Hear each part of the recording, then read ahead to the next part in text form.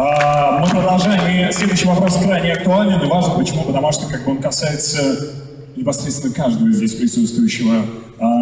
С какого момента вообще стоит начинать заниматься просвещением здоровья? Жень, на самом деле, я думаю, что начинать думать о здоровье нужно еще до зачатия. Так, хорошо. Но все-таки с какого момента мы можем доносить информацию для детей, я так понимаю? Конечно же, с детства. Конечно же, с детства. И наша задача создать здоровое поколение. Насколько я знаю, одна из миссий компании Rain — это как раз и создать поколение здоровых людей. В принципе, мы к этому уже идем. У нас это отлично получается. Шикарно получается. И сейчас мы покажем вам видео, как раз посвященное этой теме. Внимание на экран.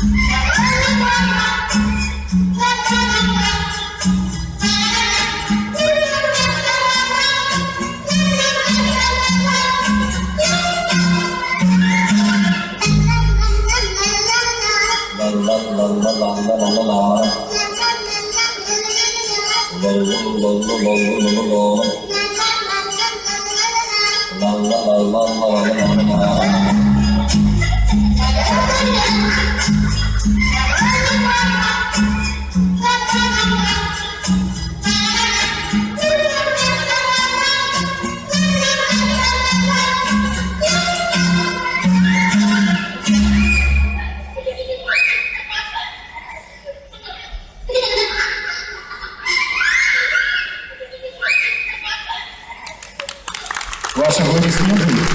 Наше будущее.